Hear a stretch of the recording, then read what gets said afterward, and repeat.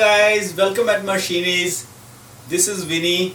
In this video we are going to talk about safety for drones, safety for unmanned air vehicles. Someone would say, why do I need safety to fly a drone? Why do I need to look on safety? I'm not driving a car or I'm not riding a motorbike where I need a helmet or maybe I need to take care for my seat belt. No. So why do I need safety? Why do I need to take care for safety in order to fly drones or unmanned aerial vehicles? So let's explore. Why do we need safety for drones? Alright, so let's start to explore. Someone would say, oh, I have a nano drone. It's not a big drone. I fly inside my house. Why do I need to take care for safety? Or why would I care for safety? Yeah, sure, okay. Sure, it's a nano drone. You do not need a license to fly this drone. But can you fly this outside your home? Well, I live just across the runway of International Airport. So you think if I go outside of my home, can I fly this nano drone? The answer is absolutely not. Even it is a nano drone, I cannot fly. So there are plenty of things which we need to take care when it comes to safety. Why do I need to take care for safety in order to fly a drone? Okay, so let's start with the very first category of drones. So the very first category, nano category, it comes under 250 grams. If your drone weighs less than 250 grams, it is a nano drone and you do not need a license to fly this drone.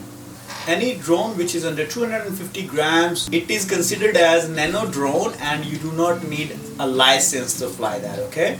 You can fly inside your house within safety precautions. That is, you are not going to hurt. The propellers of drone are very sharp.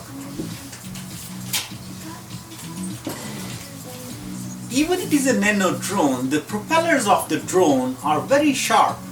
So you make sure while you are flying this drone inside your house, you're not hurting yourself or any baby or any other person inside your household. Okay, there are many different versions of nano drones. Some of them you can see the propellers are exposed, some of them they do not expose the propellers, but in any case, make sure. Secondary thing is the battery. Make sure always the battery is connected properly, and while you're disconnecting and connecting, you're handling it very properly. Okay? Drone batteries are very sensitive. It can cause bad results. Okay? So make sure do not play around with the battery of the drone. Okay?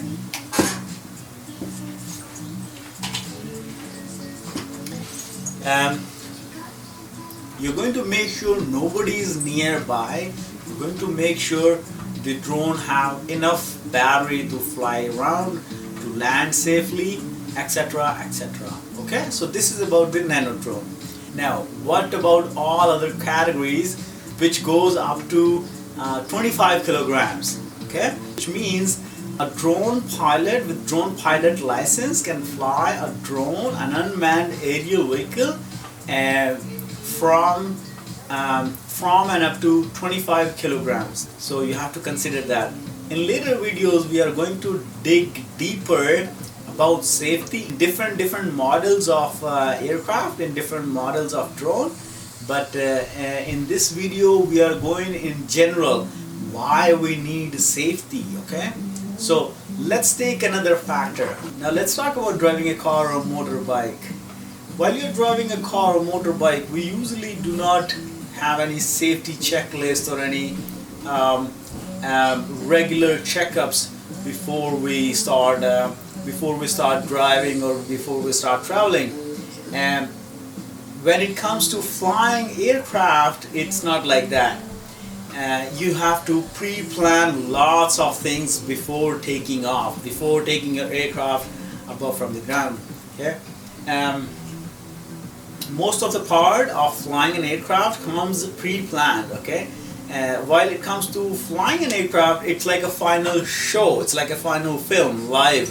Remember, when it comes to film, they're not like while you're driving a car. If you have any problem, you pull off the car on the sideway, and then you call someone for help, or you call one of your CAA membership guys. When it comes to flying an aircraft, no, you cannot pull. You cannot say, oh, I'm not wearing a seat belt and somebody gonna pull me over while I'm flying my aircraft, or maybe I'm in my or maybe while I'm in my ground station, I'm not wearing belt while flying my drone, or maybe I do not have proper documentation while I'm flying my drone. Yes, there is a lot to take care. We will go through one by one. As I said earlier, in later series we will dig deeply about safety factors, but in this video we are just going to introduce what general safety factors are. Well, let's go through some of the other general factors. Okay, when it comes to safety about flying a drone, first of all you have to plan well. You have to think about where you are going to fly, what you are going to fly, what is the power plan, what is the flight plan, what about weather, is the weather appropriate, do you have weather conditions, do you have weather statements, do you have weather information. You must know airspace, where you can fly a drone and where you cannot fly a drone. For example, in Canada, if you are in uncontrolled airspace, you do not need any permissions to fly a drone. But sure, you have to fly within safety limits. In India, regardless, know where you are, in a controlled airspace or uncontrolled airspace, you have to have drone flying permissions from government. You have to obtain those permissions from government prior to take off your flight. Okay, not like in Canada. You can just take your drone and go off the and go in the uncontrolled airspace and just fly your aircraft as you want.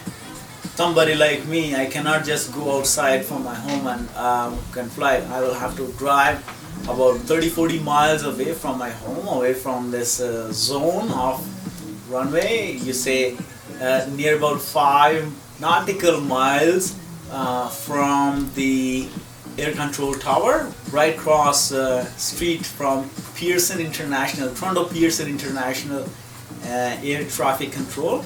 Sure, you can fly your drone near about 100 or 200 feet if you're 5 nautical miles away from, or you say away from air traffic control. Okay. Following the same statement, if I am in Canada and I go outside in uncontrolled airspace, fly my drone, I do not have any problems. But if I am in India, regardless of which region I am, I will have to obtain the flying permission. I cannot just go out there in crop fields and take my drone out and start to fly with my little iFly Sky remotes, or blah blah whatever remotes I will carry or somebody carry out. Yeah, so this is like that. Now there is another thing. In Canada, drone pilots are only allowed to take VLOS, visual line of sight flights. We cannot take beyond visual light. Versus in India, Indian government have released BVLOS, that is beyond visual line of sight. You can take control. That means a pilot can fly drone hundreds and hundreds kilometers away from ground station where it's being controlled. Okay, so we'll talk about BVLOS and VLOS operations in later videos.